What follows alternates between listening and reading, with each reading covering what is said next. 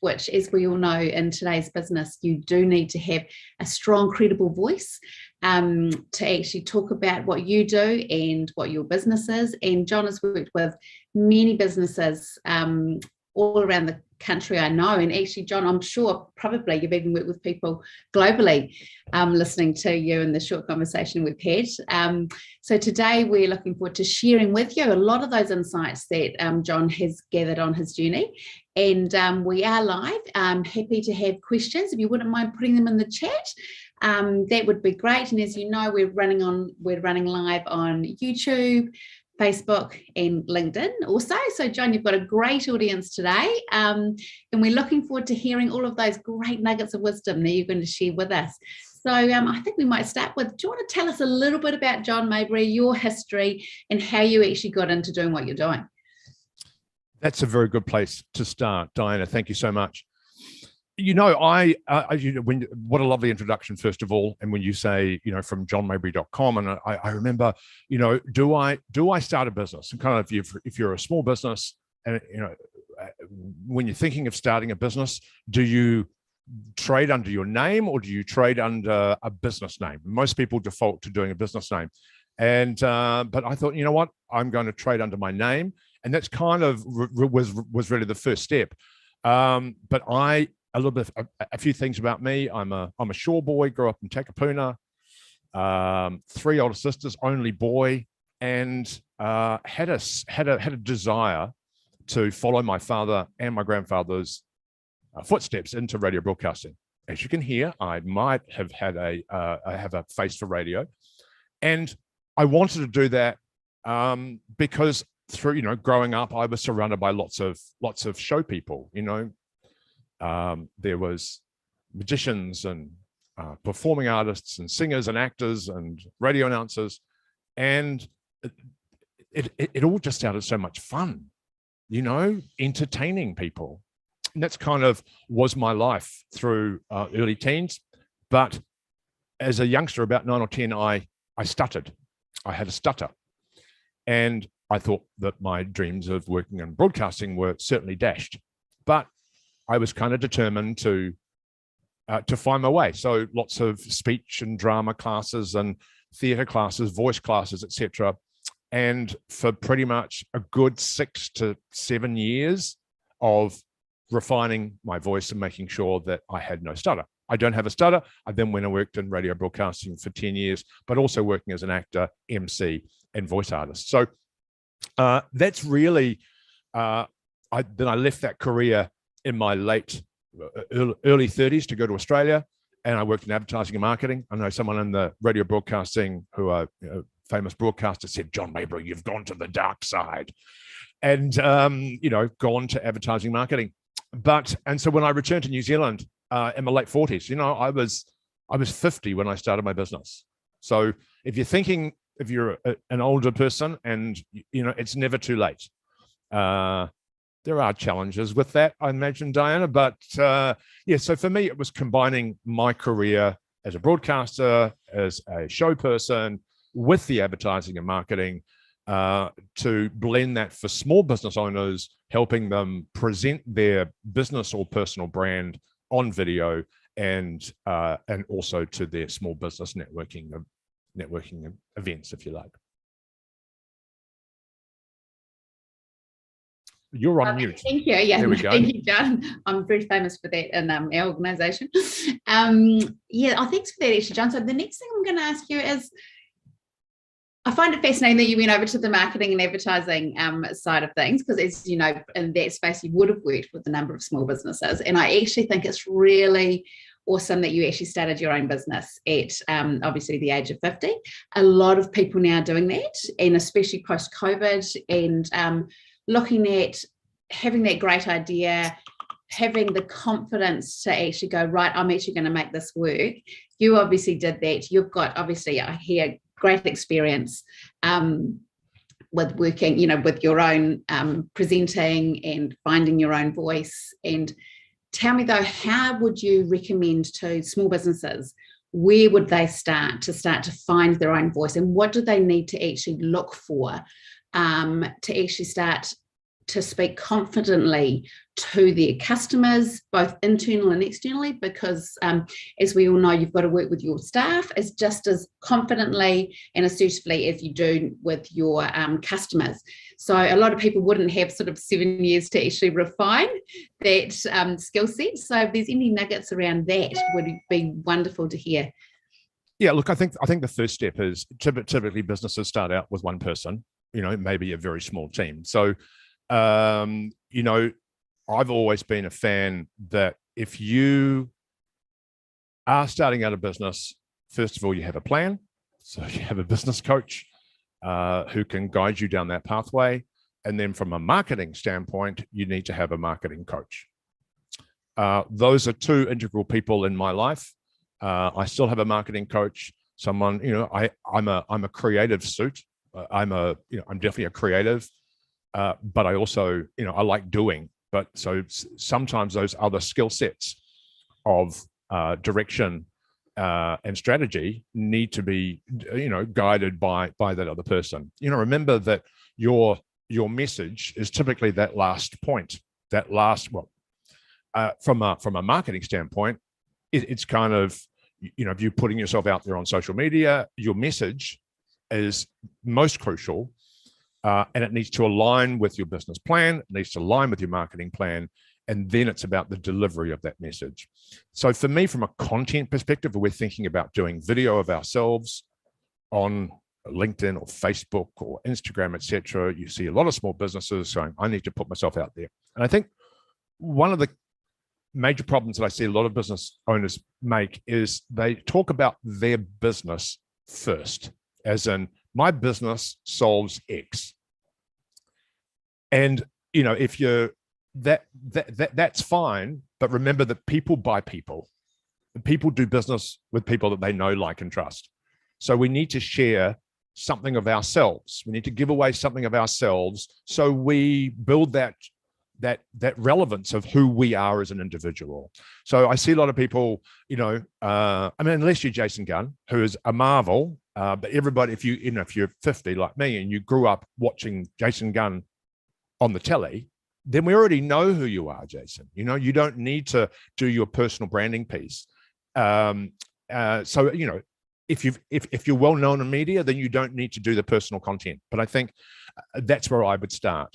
Is don't view LinkedIn as a business channel. It's a social media channel where you can share all of you, because people, particularly Kiwis, we like to kind of suss people out, don't we? We might, find out who is Diana Kirkland, and I'm going to go and look her on LinkedIn. I'm going to go and look up on Facebook, and I'm going to look for content that will build that resonance around the person. And are they my people? So you need to be crystal clear that you're talking to the right audience, and therefore delivering your message consistently for that audience. So I always say start with some personal content, and then you can choose whichever form, whether that's video. Most people are going to do written. If you really want to get to the goal faster, then I suggest you do some video, because it really does. You're looking at me. You get to hear me. You see, is this guy someone that I could work with? So personal content, and then I think it's very important to communicate our message through story. We all connect. We're all growing up as Kiwis with stories, and it's how we relate to people. So frame your ideal customer in a story. And people will understand it, rather than talking about what you do. So just this morning, I was presenting at a B&I group out in West Auckland, and more so around how they should communicate their message in a 60-second pitch. A lot of small businesses go to B&I, TNG, lots of smaller business networking events, and they get it all wrong. I've got 60 seconds to communicate what is it that I do? When in fact, it's not about the time, it's about the clarity of message. And it's about being crystal clear as to who I want to talk to in my audience, talk about their pains and problems, and how I can solve them. So that's typically, I kind of have three kind of video styles, if you like, that I'd work with clients. But it's the same if we're speaking in person. Who are you? Can you deliver the result, as in proof? And then educational content, which talks to those pains and problems that your prospects are facing and how you can solve them. So those are probably my recommendations on from a content standpoint of how to get your message clear. And then I think from a delivery standpoint, well, video, nobody likes doing this really. I know it's like you would in person. The key thing is to engage eye contact with your audience. And I know it's kind of weird looking at this camera thing. I know you're down, I can see you peripherally in the Zoom screen, but I know that I'm looking at you. I'm engaging with you right now. So it's engaging with your audience because they're looking at you. Because that's how we should do when we're talking one-on-one. And the other thing is, is from a video standpoint, what I love about video is it's like having a one-on-one conversation with one other person, because it's just, we all receive the information individually, and it's about having a one-on-one conversation. So therefore the language that we use is not hello everybody. There might be lots of people watching, but we all receive that information as single units, if you like. So it's using language like you and me, because that's the language of a one-on-one conversation. Does that make sense? It does actually. That's fantastic, John. I know a lot of our listeners here today are small businesses. Now, they don't have the luxury to have a phenomenal setup like what we're talking to you with right now. And as we know, which we touched on really gently before, is that you do everything virtually. And basically the only other tool that you were talking about that you could see in front of you was your mobile phone. As we all know, that pretty much is every small business in New Zealand at the moment. And I know, do you have any top tips around recording video on your phone? Like, it is quite an art, isn't it? It is an art. And like any artist, you improve as you do more. So that first video that you do, it's going to be pretty crap. And that's okay. It really is. That's okay. So there's this whole mindset shift of recording video content for business, because there's this thing of I need it to be professional, and we attach professional with perfect. Well, we as human beings are not perfect, so it's never going to be perfect. It's going, but what we want it to be is authentically you. And I mean, there's a lot of science, which I don't go too much into that science. I'm a doer, so therefore I just experiment. And I think if you put on that hat of, what, I'm going to improve my videos if I do one a week. I'm going to record one video for my business each week. And you'll find that if you put up a video on Facebook or LinkedIn, and the people that already know you, they'll go, oh my God, Diana, you are amazing. You're so clear, and your video was great, and I really enjoyed it. Your message was clear. And then we get this rush of confidence when the people in our world have already validating us. Therefore, it gives us confidence and almost that permission to do more. So that's kind of that mindset piece. In terms of the production, well, yeah, I started with my mobile phone, and that's really all you need. But there's kind of some things, right? People like to do their videos when no one's watching, right? No one wants to have somebody holding a mobile phone, because it's like, what if I get it wrong? I want to get it wrong on my own terms, and then I'll kind of start again. So having some pieces of equipment, having a tripod, and you can go and get the most expensive tripod, but you can buy a tripod from PhotoShack in Auckland for $49, or you can get a little one that sits on the desk. But from a presenting standpoint, I would recommend that you stand up when you do your videos, because your energy flows from your feet, and you'll be more confident and more what's the word? Yeah, you'll be able to come across. Yeah, you got it. Stand up. So therefore, you kind of need to have the tripod at eye line level, because that's how we are. We don't want to be looking up at somebody and then looking down on us, because it's sort of and then we don't want them to be looking up our nostrils. It's not really the best look. So eye line level, tripod. You'll need a mount to hold your phone, and this is what I've noticed for the younger people, because we're also used to doing selfie videos. Then we tend to record the video vertically. Now, this is where we need to kind of think about the channels where we're posting the content. If you're posting your video on Instagram or stories or TikTok, you're going to need to record it vertically. But if you're going to YouTube, Facebook, LinkedIn, main ones, horizontally.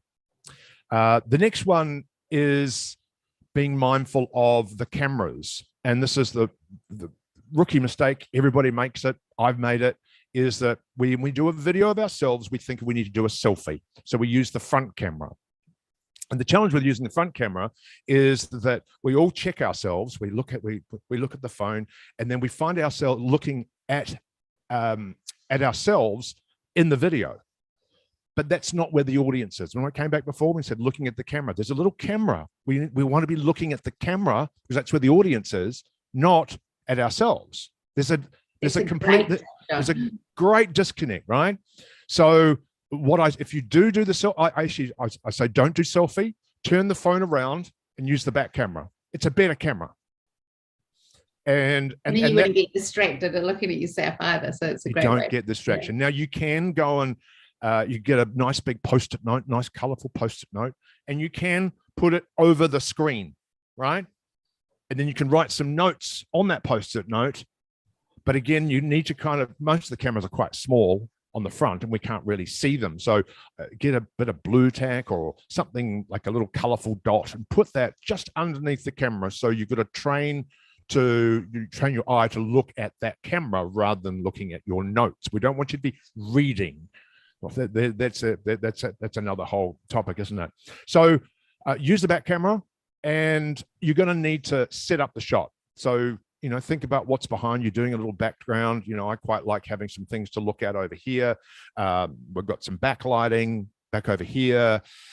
And you need to kind of think about where you are in the frame. So Diana, preferably, I would like your head in the top 2/3 of the frame. So you would pull the camera down. So your head is, and if we think about it side by side, we really should be at the same height. We should be.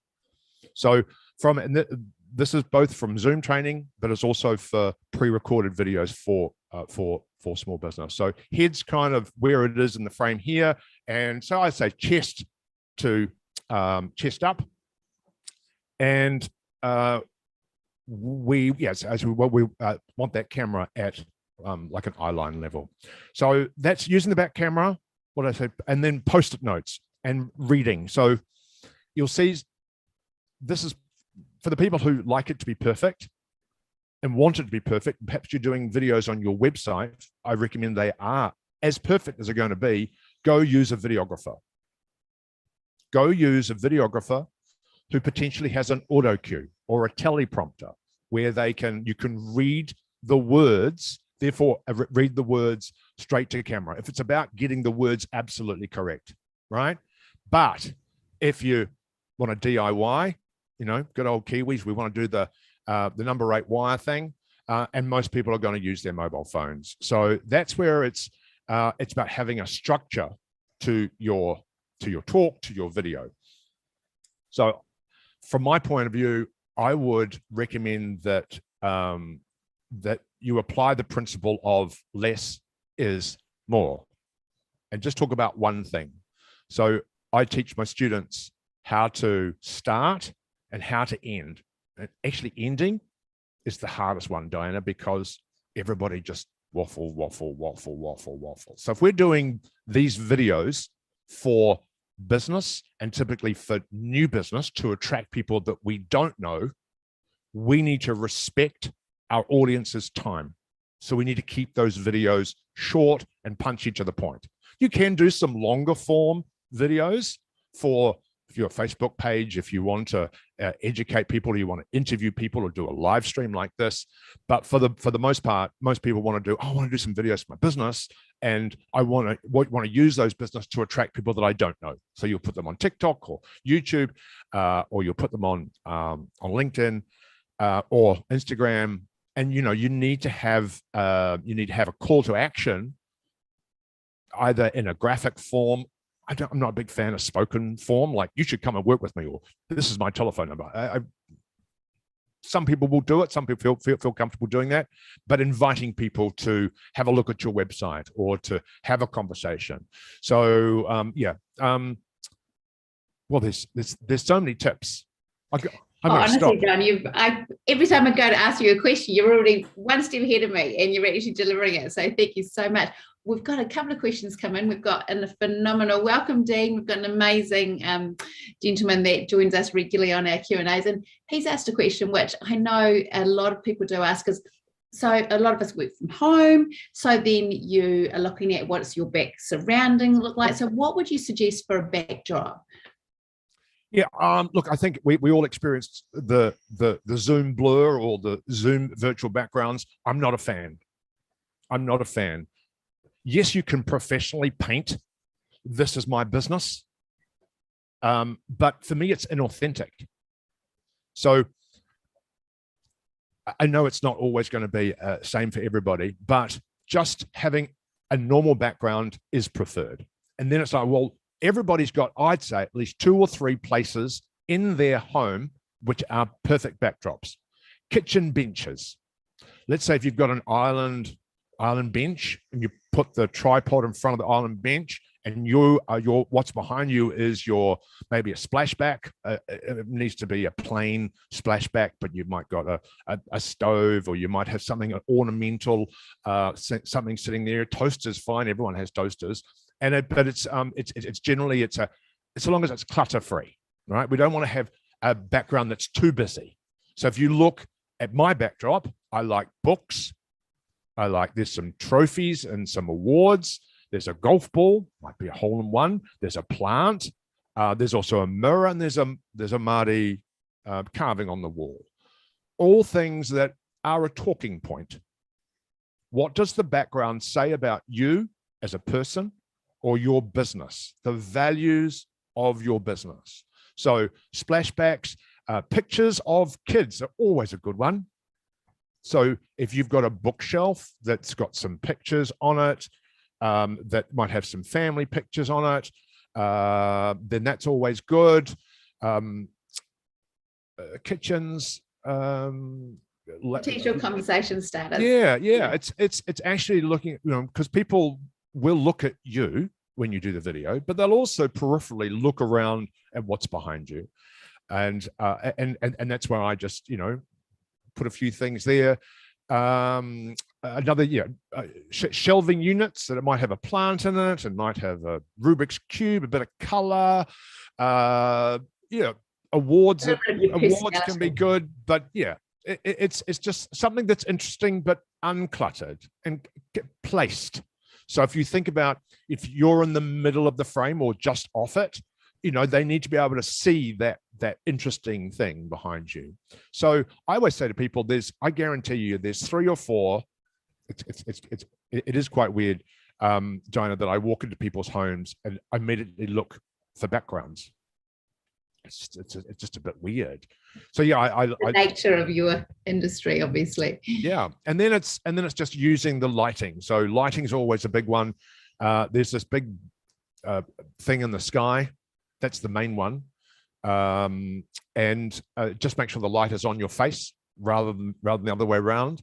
But if you are going to use some lighting, and I'm not a videographer. I'm more about the content and the structure and how it's delivered. In terms of the production, it's kind of my weakest link. I've just kind of learned over time of how do I record as professional as I can be.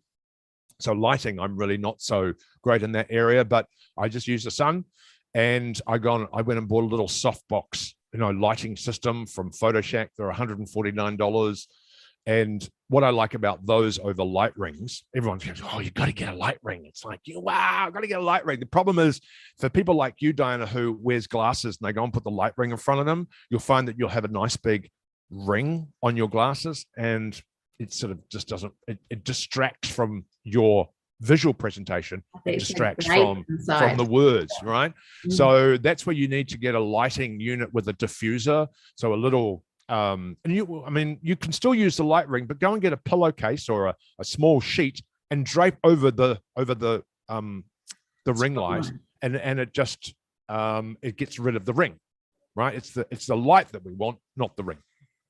Oh, that's fantastic. And so tell me, I've got another question, which I'll come back to in a minute, actually, Lindy, because I think it's a really great question. But from a production point of view, because as we all know, by putting videos up onto our social channels, we record them.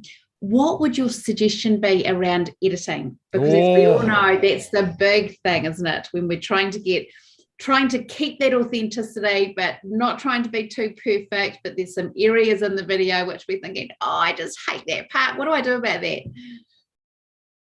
So I'm of the mind that you should never, ever edit your own videos.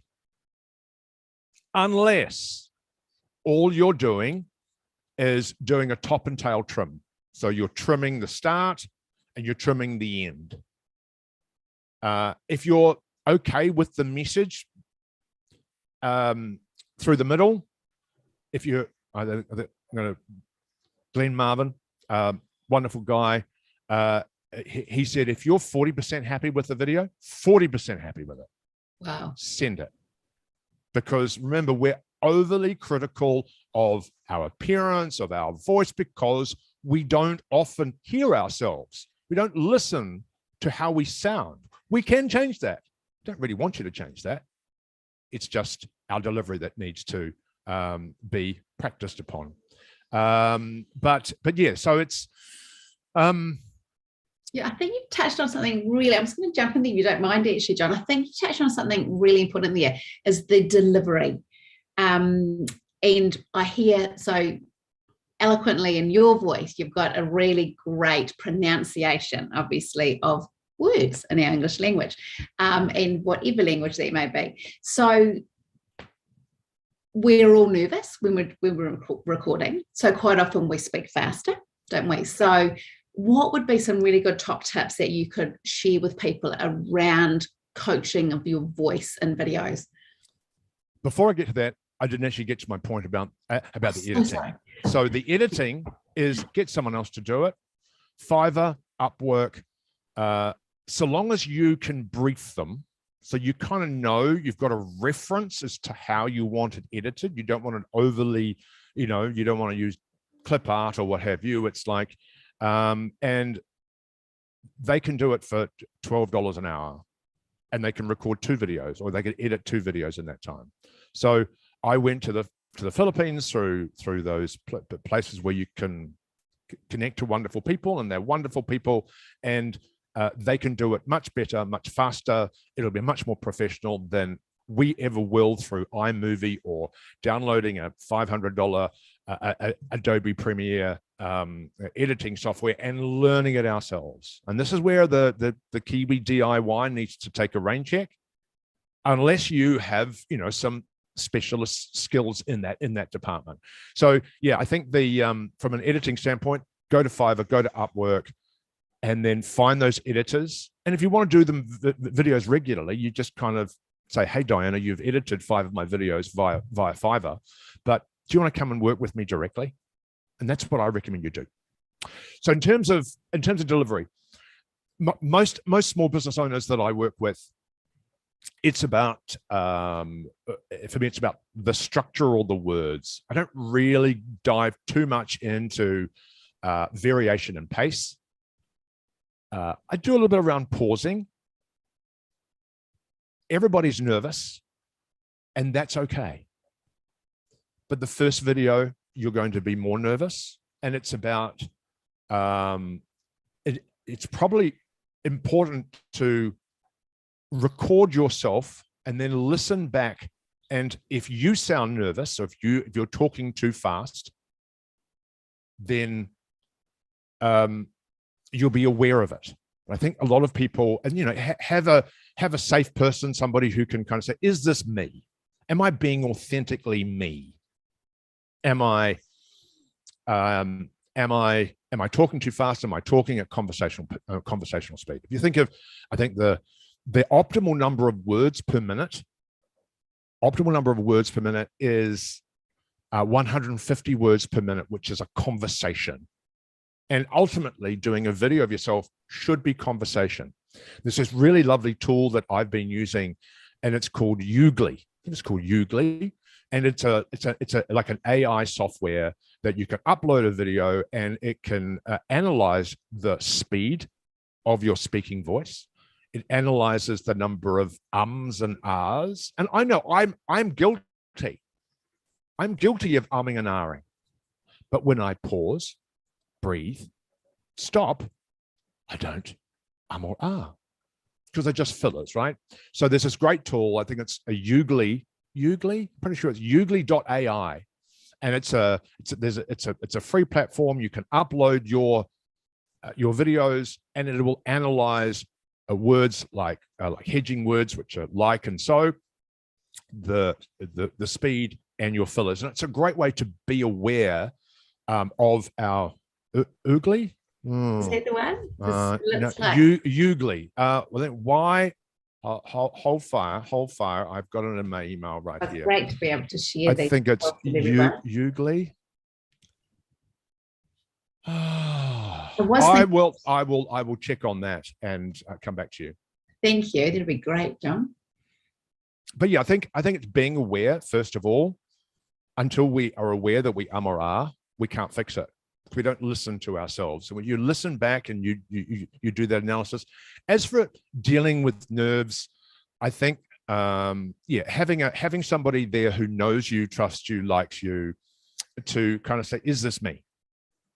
And then everybody gets nervous. It's just our reaction to saying we want to do a good job here. And my approach is let's just do more videos and get used to the environment. We're out of our comfort zone. Most people don't like looking at a little camera, but a really good another little tip is, put someone that knows you, likes you, and you trust behind the camera, a picture of your wife or friend, etc., and just talk to them. Just talk to them and connect with them as a single person. That's fantastic. And another thing you touched on there is obviously virtually now we're talking about videos, but of course another conversation which is regularly had now is like we're doing now on Zoom. So we're literally talking to our laptop, which a lot of people do actually feel quite uncomfortable with, let alone the tech side of it, but also having not been able to read body language is a big thing, isn't it? Like, so sometimes people, and I remember through COVID, a lot of people said, I really feel zoomed out. Like, do you have any really good tips around managing your business online and how you can manage that environment? Well, I love Zoom because there's a little camera there. And I love Zoom because we don't have to leave the house. So I think it's how to present your business and your brand and how you dress should be how you dress for a client in an in-person experience, right? It's still show up how you would. Put your lippy on. Do your hair, right? It's still another touch point, a place where people do business and have conversations. And it's important, again, coming back to that business plan or that marketing plan, that you're consistent wherever you are, whether you're on Zoom or whether you are you're in person. So yeah, that's a voice, isn't it? And then it's think about the production. So again, think about what's behind you. And if you are in your bedroom, it's okay. We know that you're at home. Just make the bed and pick up the undies from the night before, boys. It's just a little simple thing. What is that audience seeing about me and my brand, my personal brand? And then I think from a production standpoint, I kind of want to know that I sound good. So I have a USB microphone, and I bought this. It cost me $400. and I bought it 5 years ago, and it's great. And there's a little bit of microphone technique. You know that you need the microphone to follow you, so you can clamp. It's a $75 clamp that goes on your desk, and it's you can use headphones or not. I don't really mind, but again, I know that I want to know that I can be heard, that I'm sounding good, and then from a camera standpoint, I'm on a 4K webcam, and what I know about a 4K webcam is it's better than an HD cam, and I'm clearer. So very simple little things from a production standpoint. You don't need to have the headphones. I bought these 20 years ago, and you buy good headphones, the ones that are going to last. But the microphone, I'm a big fan of. There's nothing worse than you're at home on a Zoom thing, and you can't hear the person. And often, if you're on a Zoom conversation, you're a little tiny square, right? If you're in a meeting, we definitely can't see you. We want to make sure that you are heard. So I think having the microphone is the most important, followed by the camera. And thinking about the type of room that you're in. I think if you are in an echoey room, that's where the microphone is going to be especially helpful, talking into a microphone, being heard. And if you are in an echoey room, it's probably got lots of glass around you, or you've got brick, or you've got hard surfaces. So we need to be able to soften that sound. And, you can do that by soft furnishings. You can do that by even placing a rug in front of you to soak up the sound. But that's where I'm a big fan of USB microphone, plug straight into the computer. Bottom left-hand corner on Zoom, you've got the mute button and the video button. There's a little up arrow next to the mute button, and you can select your speakers. You can select your microphone, your headphones, whatever it might be, and the same for the video. So highly recommend, from being professional on Zoom, get a microphone, get a good camera, and be heard. Very good. Thank you, John. Now, we have a question here, which goes back to what you touched on at the very beginning. And I'm going to talk more about johnmowbray.com in a minute, but I'm really keen to hear, Lindy's actually asked, what is the approximate cost of a business coach? And how do you work with a business coach? Because it's quite really good to hear the benefit that they bring to your business as well. Look, I have lots of business coaches in my world. There's lovely Nicole Coyne, who is in my BNI group, and she's amazing. And and they work with you've got to be mindful of that. It's a commitment, right? You're committing to work with this coach, and it's not. There's lots of learnings in the beginning, but there's lots of aha moments, and then there's a little bit of butt kicking. And that's all part of having a business coach. In my small business world, or my online world, there's a guy called Jung, who a wonderful patient man who is just fantastic. So those are two people that I recommend. If you're a small business owner, talk to Jung, Jung, or if you are more of an established business and you want some a wonderful lady, that's Nicole Coyne, Coyne. Look her up on Facebook or LinkedIn. As for pricing, I think you'll find that anywhere starting from $250 a month, based on that, you might have a 30-minute coaching call a month, might be an hour, and they're just going to keep you accountable. It's just making sure that you say, okay, well, this is what I'd like you to do this week. Well, it's not about, how to run your business. They're there to keep you accountable and to, as Glenn Marvin used to say, punch in the face.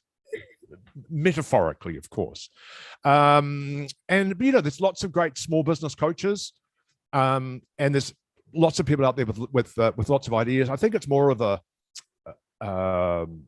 work with somebody who understands your industry and understands you, gets you. When you meet people, it's like, I don't think this person's really my type of person.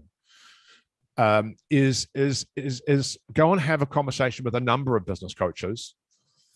Jung and Nicole are fantastic, but there are other business coaches that I've worked with and met over my time. And, as a 50-year-old, you want to make sure you've only got a couple of chances to get it right.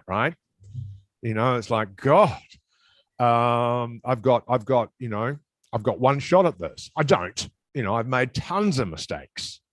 Bloody creatives. I'm sorry I didn't say that. Going off on a tangent and what have you. And this is where the business coaches are going to keep you in check. But it's a long-term conversation here. It's not about you just, getting an advisor. That's what your accountant or your lawyer should be able to do. They know enough about business advisory. But a business coach is a long-term conversation. Hopefully that answers your question. Thank you, John. That's awesome, fantastic advice. Thank you. That's the feedback you got there. And if you are looking for a business coach, a great place to start is going to your local Chamber of Commerce, or you've got your regional business partner network, which you can find all of those online. They definitely have a number of contacts for you to reach out to. And as John said, it's a really great idea to meet a number of people, because everyone's also at a different age and stage, aren't they, John, like you were referring to? And quite often you may be going down one track, but then you may realize while you're halfway down that track, potentially isn't the right track, and you might need to pivot potentially where your business is heading. And haven't we all learnt that lovely word of pivot? Exactly. And it's kind of funny. I kind of have pivoted a little bit. I've tried different things, and it's a little bit of the variety. I kind of have come from I like to do a variety of work. Well, that doesn't really work if you're a business owner solving, one or two problems that people have. You need to be consistent. So yeah, I'm kind of glad that during COVID that I was mainly focused on video. But now that we are being set free, helping people deliver their pitch or their presentation when for themselves at work, or let's say networking events like BNI or TNG, helping people present more effectively or with more impact is something that I'm enjoying doing. So both in person and now obviously continuing with the video work. Oh, thank you. John, now I might just use this little opportunity because I'd love to share with our audience today. Actually, we've heard a lot about John, but I'm actually wanting to hear about johnmabry.com and the services that you provide, because you've got such a wealth of experience. You've shared with us so many top tips today. And I know that when people are looking for these areas, they don't quite often know where to start. So if you were going to have someone work with you, what is your onboarding approach? What would you normally take someone through from in a journey's perspective? So typically, most of my work has been in a group environment. And I like group online, one, because it keeps the cost down, So if I realize small businesses, they're looking at those budgets and going, how can I produce this, but for this budget? So I'm aware of that. And I play for small business. I'm for small business. There's lots of other presentation coaches out there who are chasing corporate dollars and with corporate price tags. I'm for small business and then price accordingly. So really the process that I go with is I have a 4-week group training program. And what I love about group is, one, it's fun with everybody else making the same mistakes and everyone learning from other people. There's also great accountability. If Diana and John and Roger is on the same training, you've got to turn up for those people because they want you to do well, and vice versa. So and it's just so much more fun. So I do like it as a group online, and really the process is giving them confidence. That is the outcome, giving them the confidence. So I give them the structure of what to say. There's a little bit of education around kind of what are the same sort of value I've talked about in today in terms of keeping your video short.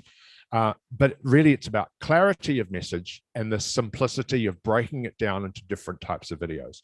And then it's about rehearsing, crying, laughing, crying again, going, oh my God, this is just so frustrating. And doing that collectively right through to the end, where the outcome, I will edit and caption 2 videos that are ready for going out on social media, because I realize that's the magic, right?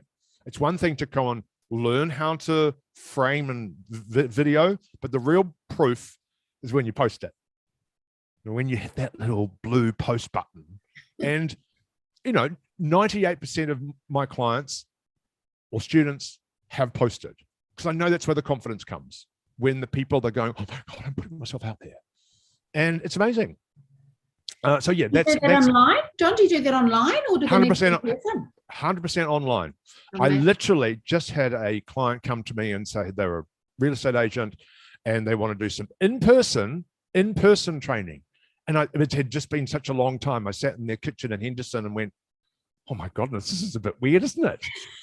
I mean, it obviously, yes, I can do one-on-one in person as well. Obviously, it's a bit more, but that way you get me for kind of a month. So I kind of take people through.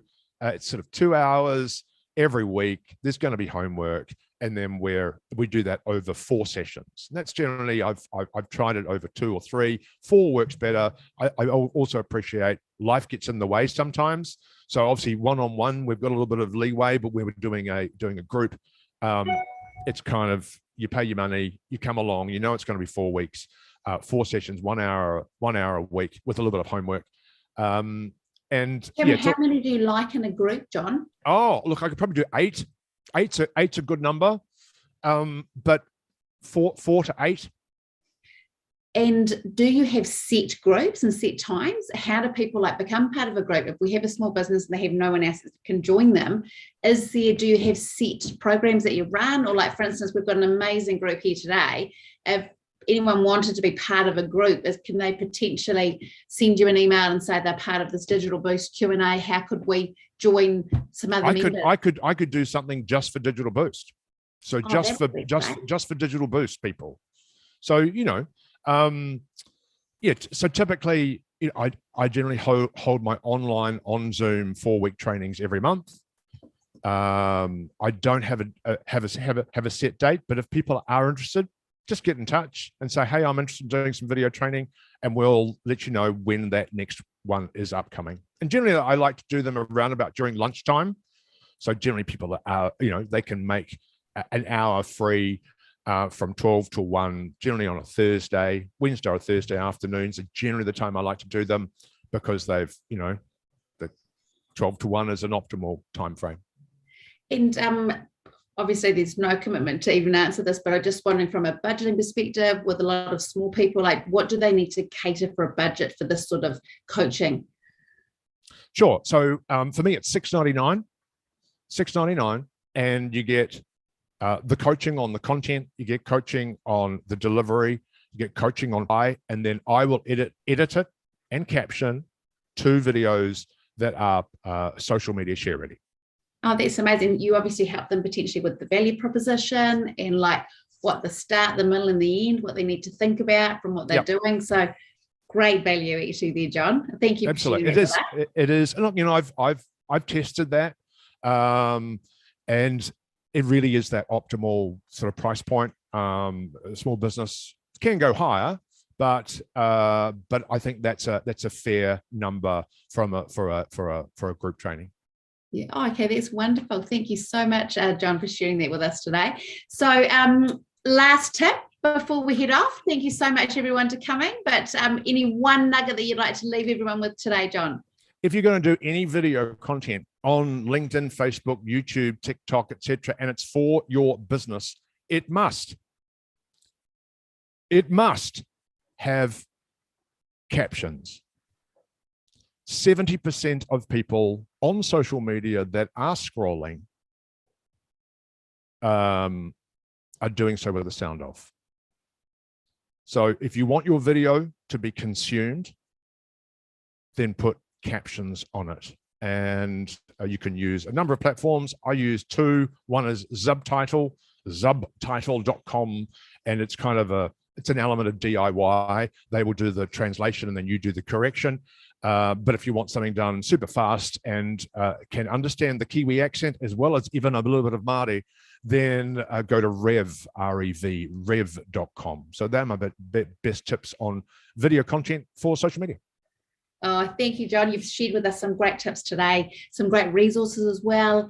Team, if you're looking for how you can reach John, you've obviously got johnmabry.com, or please feel free to come through our support channels online, and if that's something that you'd like to be part of building a group, if you come through either to John or up to our support team, we can definitely help join the dots and make a connection with you. And that AI tool is Yoodli. That's YOODLI,